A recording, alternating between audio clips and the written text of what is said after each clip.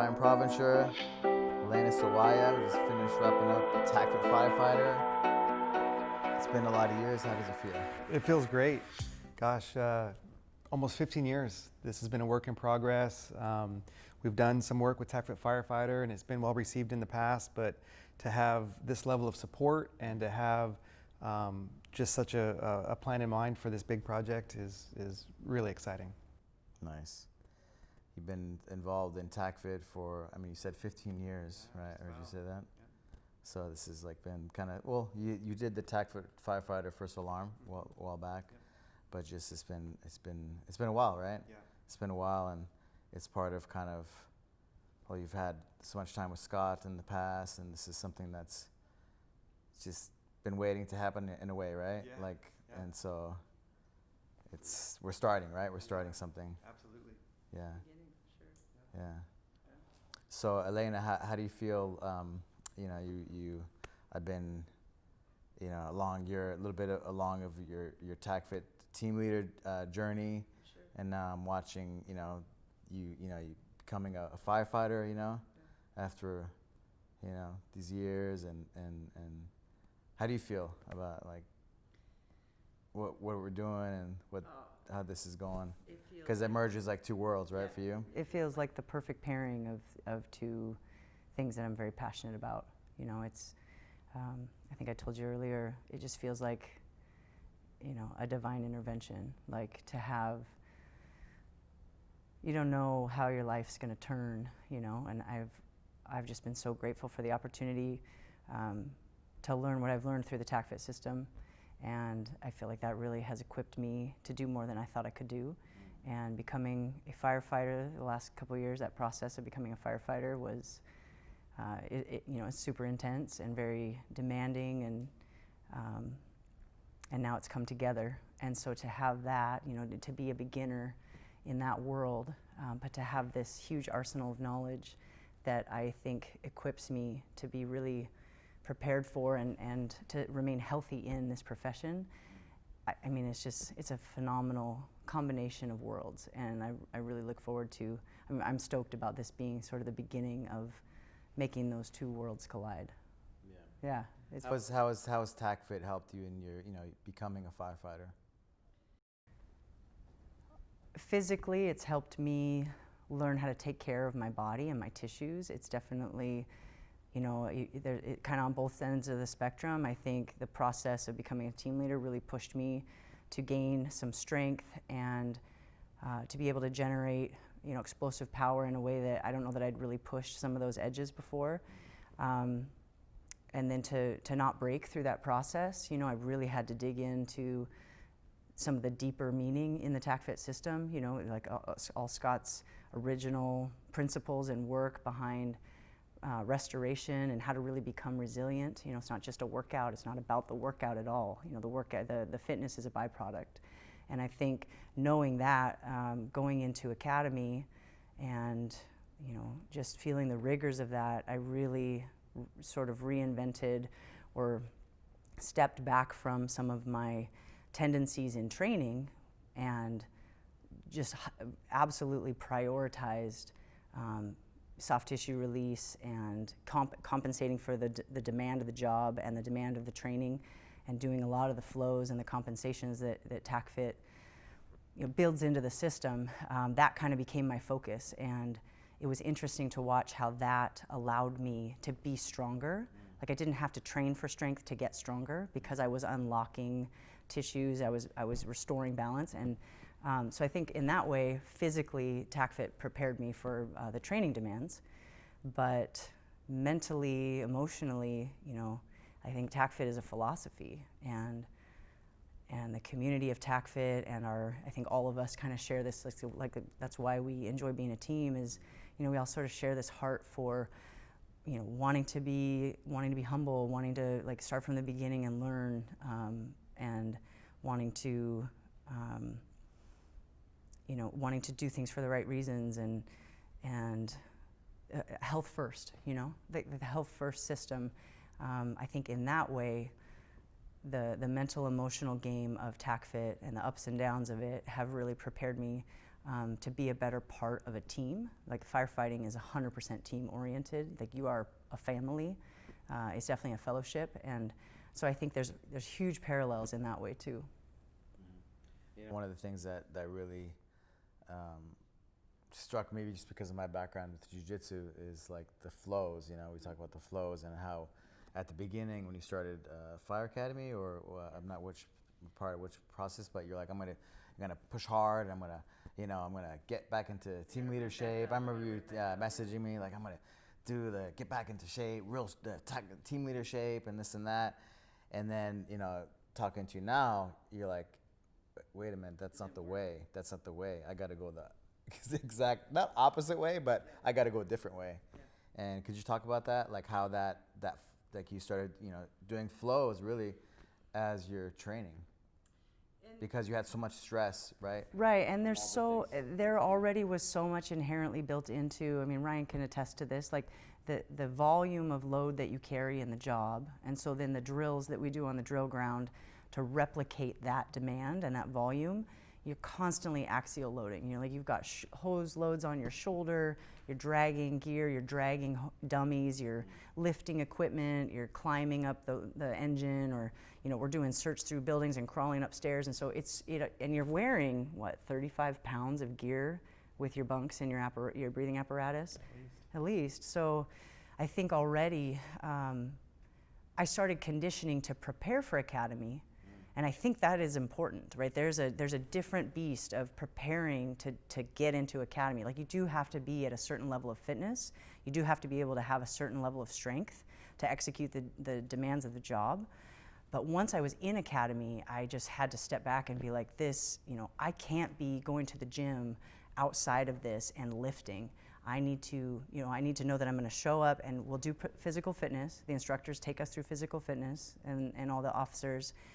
So that's going to be probably more traditional because of, you know, just the nature of training a large group of people usually ends up being more of a traditional approach. And then I'm going to be on the drill ground all day, already overloading.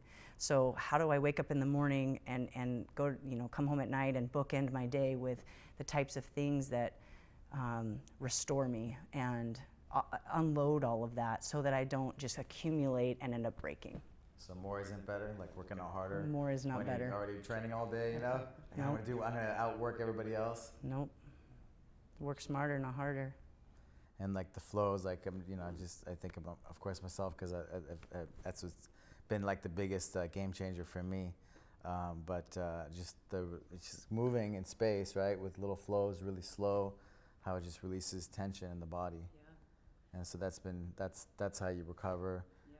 Does it help you sleep better? Does it Absolutely. help you? Yeah. I mean, especially, you know, I had this pretty sweet setup through academy. Some really wonderful friends of mine let me stay at a place of theirs, and it was, you know, it had some really cool outdoor access, right? Like I was right on the water. And so I would do my flows out. Zen. Yeah, I got zen. I totally would zen. In the evenings, I would go out on the grass in the dark, and it's right over the water in Seattle. And, you know, I'd just do my flow. And it's, you know, it's that explorative process of, I think I need to stretch these things, but, you know, I kind of, like, you start feeling one thing. How did you find that? You just, like, I know, of course, you have the background of the flowing and stuff, but you're like, this is what I need to do. What was that change? Like, how did you change from, I got to train harder, to like, feels right? Things started to hurt. And I think there were things, you know, our bodies have a memory, and I think, you know, I've heard Scott talk, I think it was on your podcast recently, he mentioned that, you know, you can't just continue to recycle old programs.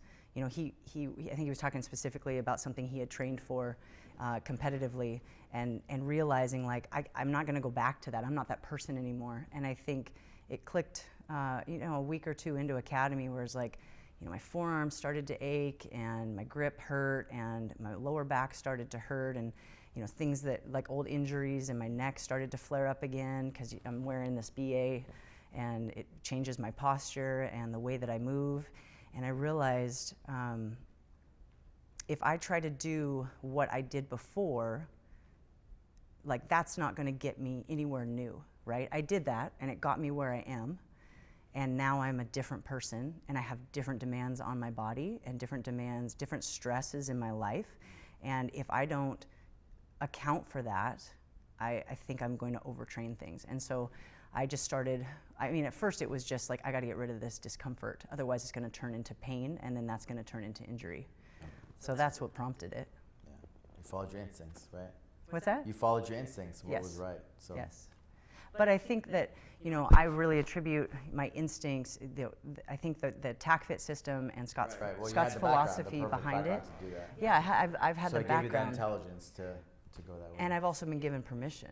I think that's a lot about what TACFIT's about, is giving people permission to say, you know, like, you're the expert in your body, and you have more intelligence in your own body than you realize. So, like, here's the tools to explore that and figure out what you need. And you know, there's leaders and coaches to guide you, because we all need guidance, but trust your instincts.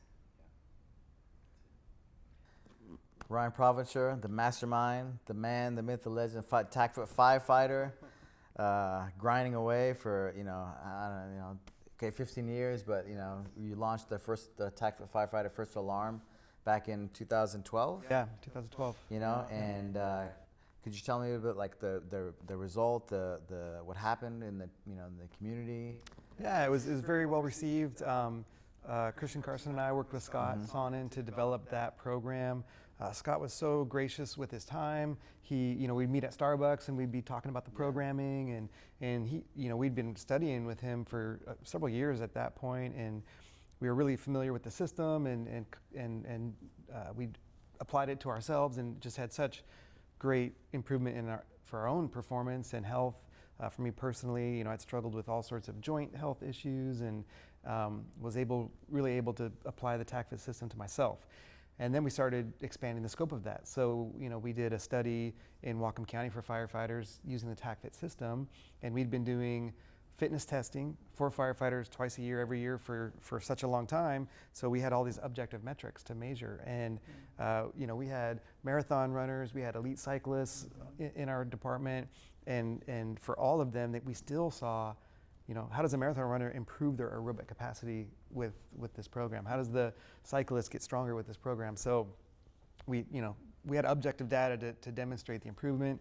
And then when we really honed in on the TACFIT Firefighter program, after it took us a couple of years of really kind of putting it together and working with Scott and getting things dialed in. But once it came out, it was really well received. We traveled to Roseburg, Oregon, and did a seminar with those guys, which is awesome. Mohawk Valley, we did a seminar with those folks, and it was awesome. We traveled to Dubai and trained with the firefighters in Dubai. That's really cool. And I think they found you. And they just found us, yeah. And I think that it's interesting. You look at firefighters and the physical demands of the occupation. I think firefighters for many years now have been referred to as occupational athletes or industrial athletes, however you want to say it. But if you just Google firefighter fitness, there's not much out there. I mean, there's a few folks that are doing some really great work and really helping firefighters, and I appreciate the work that they're doing. But it's not large scale. You just don't see ready access to firefighter fitness programming. So that's why I'm so, I'm proud of kind of what we did with TACFIT Firefighter with the limited resources that we have. It was just me and Christian trying to do that work as a couple firefighters to include, how do we build a website? What is this whole marketing thing? How do you get a blog post going? Like, we just trained ourselves to do all that stuff, and it really, we got some traction with it. So it was a lot. It was not sustainable. For the two of us to do what we knew it would take to put this program out there at the scope and scale that we wanted to, we couldn't do it. We just didn't have the bandwidth for just the two of us to do that. So to now have the team that we have, for you to come in as the CEO of TACFIT, for Alaina to come in, and now as a firefighter, Alaina's been a team leader and a TACFIT coach for a long time, and now to know and experience firefighting firsthand and now apply the TACFIT knowledge to firefighting, we're just starting a whole new thing. We're taking it to a whole nother level. Yeah, I'm really excited because what it can do for people and the community. Yeah. Tell me about the Dubai. How is that? I'm just curious, because you told me somebody emailed you, right? And you're like, is this like some spam kind of email? I think we all get these emails. You're like, delete. Like in Bellingham, Washington. Yeah. Email from Dubai. Yeah, and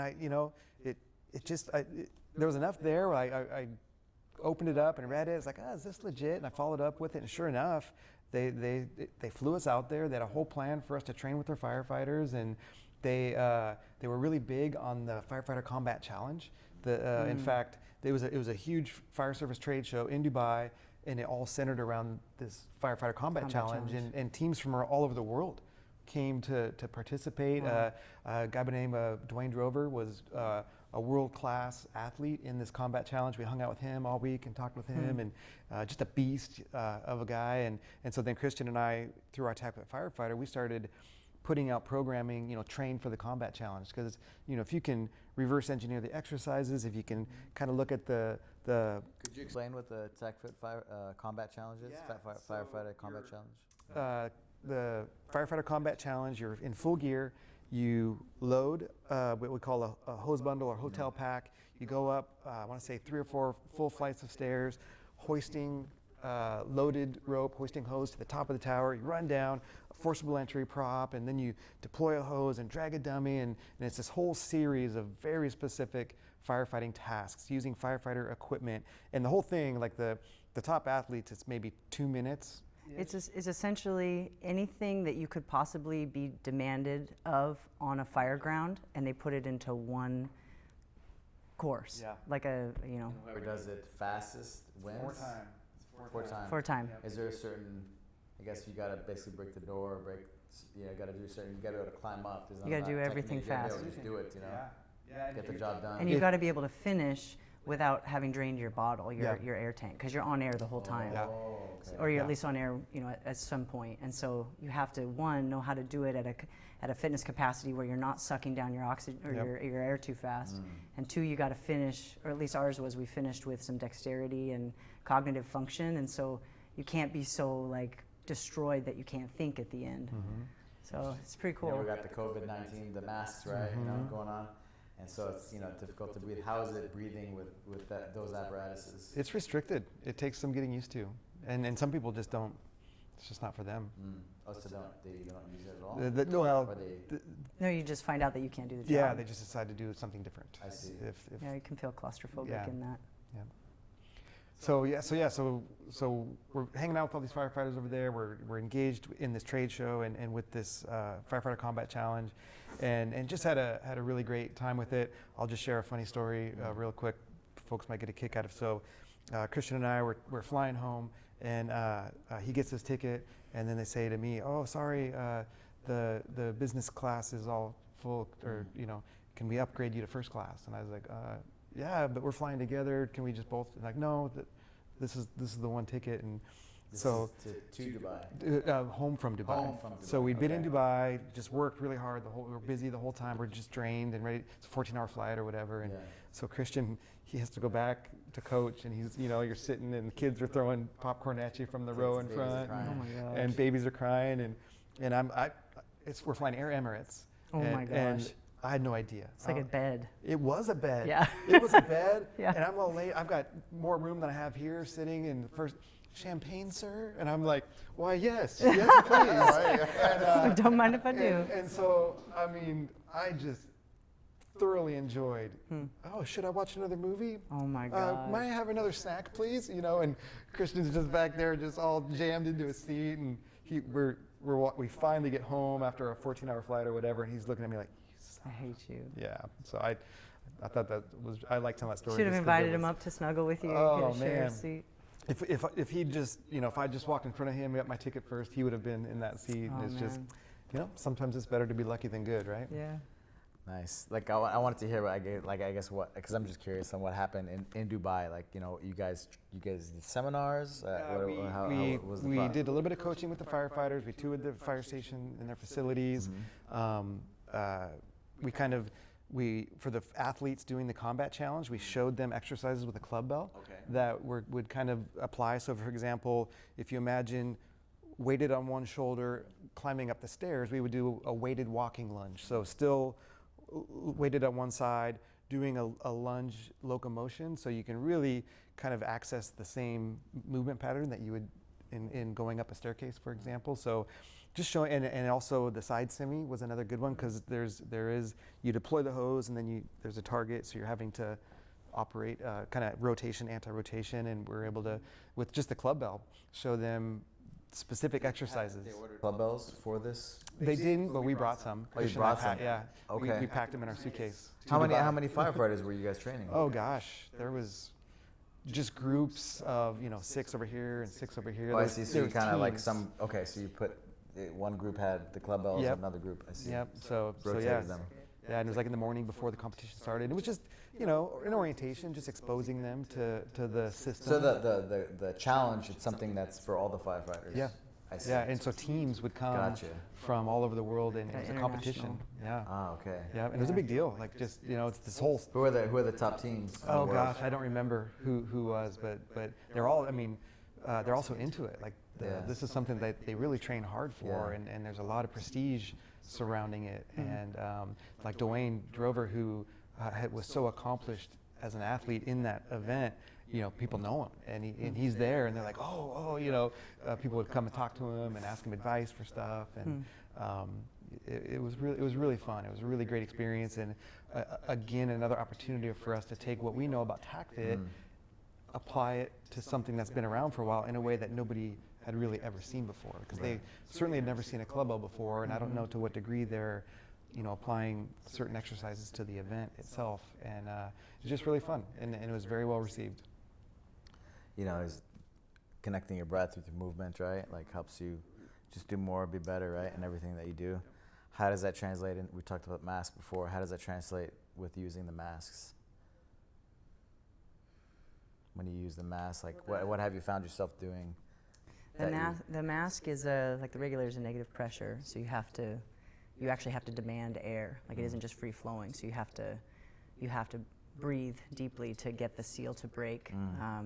Because it's protecting you from particulates, and that's a different. So you have to like suck like hard. Kind of, yeah, and that's just it's a little bit of a stressor, to just like when you're already breathing heavy and working hard and things are intense and you're nervous, then like and your breathing is limited, and like so people are going to that chest breathing and they're not breathing from the belly. For sure, yeah, that so, like stress and that's breathing. that's what you need to suck down to use the mask, right? So I think like there's been a number of times, I don't have a lot of experience yet with the actual, application. I've just started on the job, but in academy with drills and training, being able to control my breath, being able to just consciously recognize like I'm over breathing, I'm starting to hyperventilate.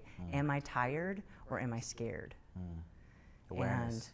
And if I can, just that mindfulness of can I take some deep nasal inhales to calm down my heart rate, right? Because we've learned shoo, and like, I know Scott's been studying breath specifically, and some of the knowledge that he's imparted on all of us is that, it's not that your breath is a reaction to your heart rate, but that your breath cadence actually can control your heart rate or can influence your fatigue rate, right? Your heart rate and subsequently how quickly you fatigue.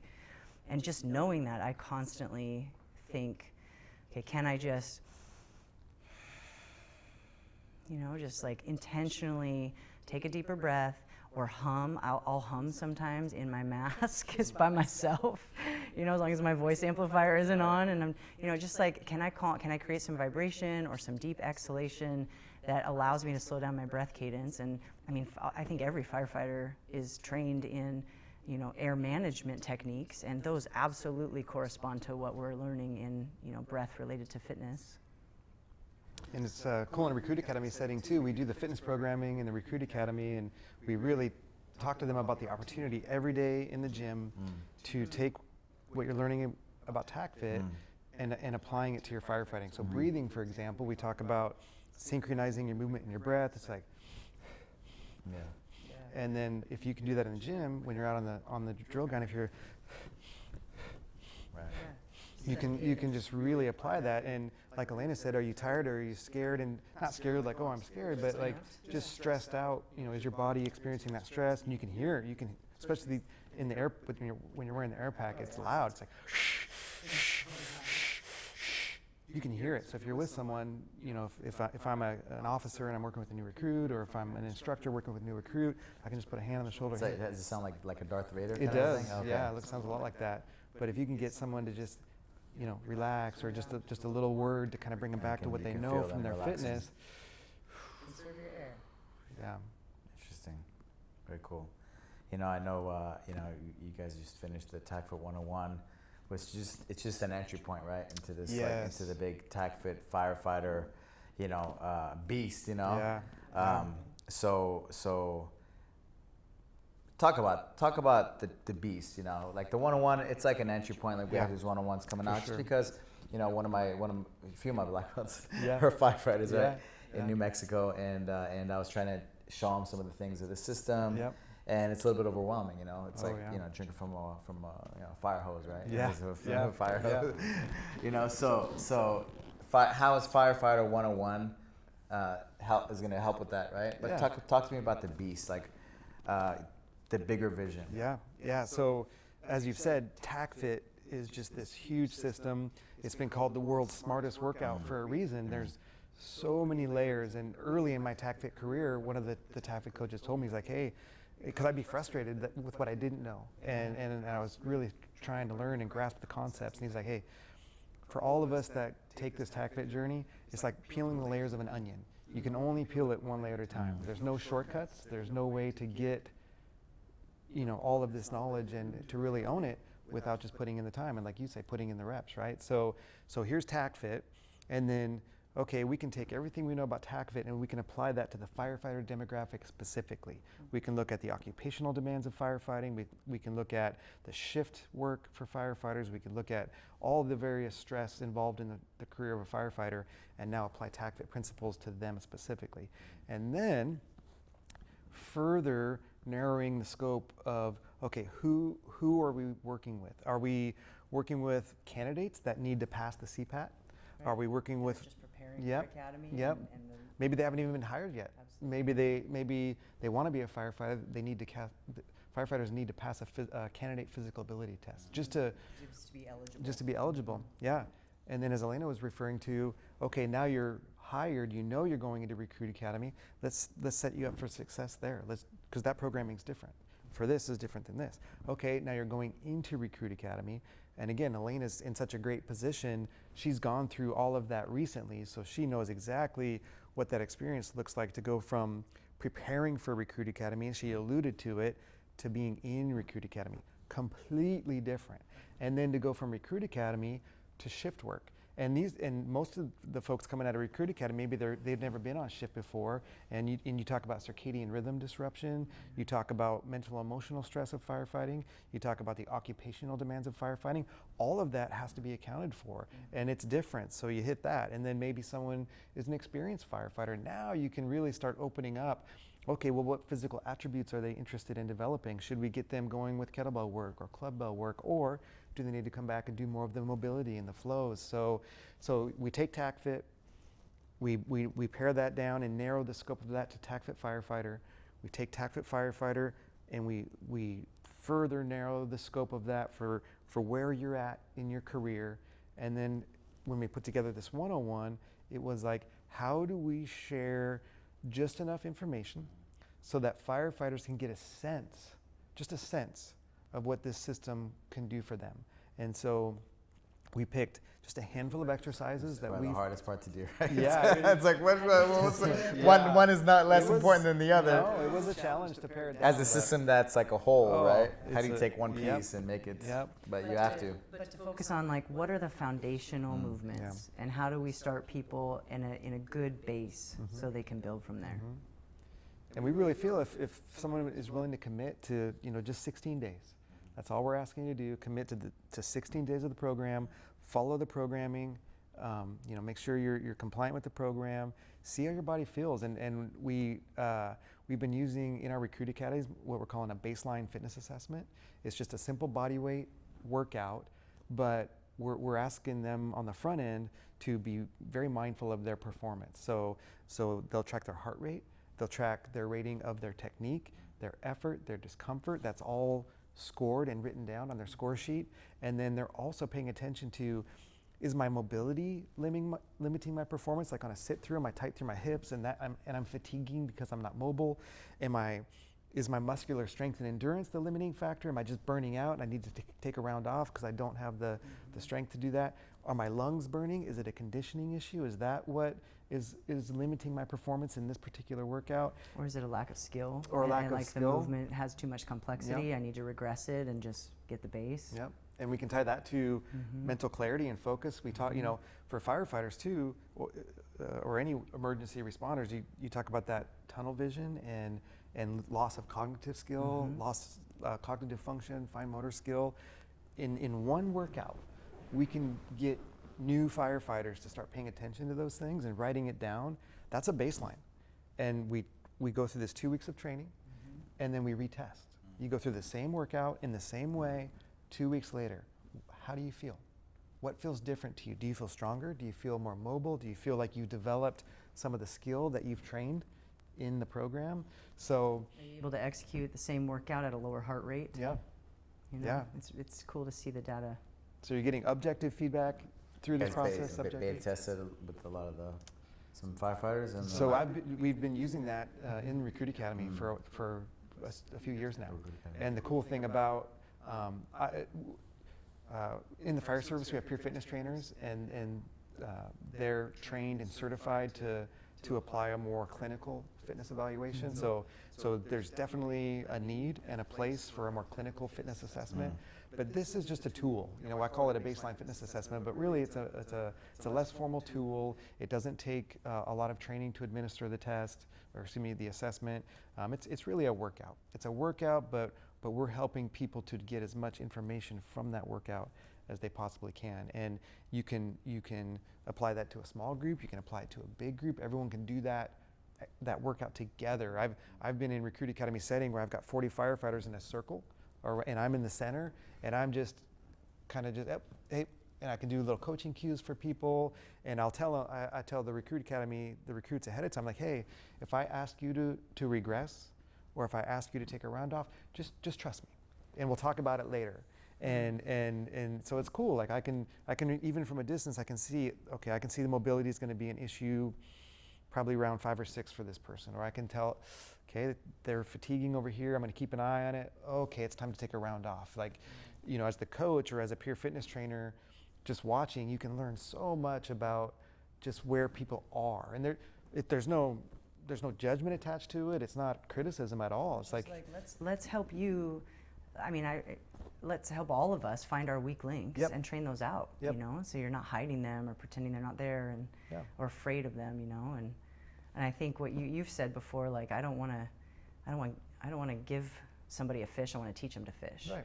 And I think that's what TACFIT does if it's deployed well. Is you know, you're empowering people that are already experts in their field. They're already, you know, highly capable. Like you're just empowering them with a system that allows them to teach their people and be more intuitive with their training, and eventually, like, you know, we step back and they're fishing. You know, they're taking care of themselves.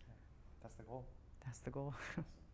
You know, I'm excited about this whole project. You know, just because I think of you being the veteran, you know, firefighter. How many years have you been in? I've been in the fire service total 27 years. 27 years. 27 years. 27 years. Yep. Wow. I started as a volunteer firefighter in 1993. 93. How old were you when you became a firefighter? I got hired as a professional firefighter at the age of 24. 24. In 1996. And then you have Alaina, who's basically in probation right now, going through the thing at 40 years old. Late to the game. But you know, it's just so interesting. Just But the it's timing like is so perfect. complete. You know, Yeah. It's like both ends of the spectrum, and then Sure. also in the middle.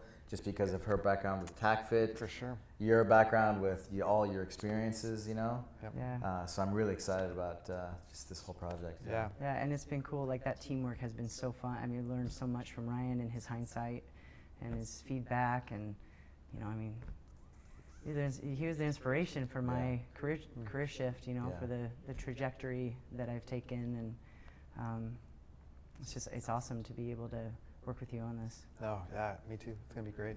Thank you guys. Great to be up here in beautiful Bellingham, Washington, just to do this work. So thank you guys for letting me be a part of this thing that's not just local but worldwide, right? Yeah. Yes, Right? indeed. Thanks for coming all the way up here My to make pleasure. this happen. Thank you. Thanks, Alberto.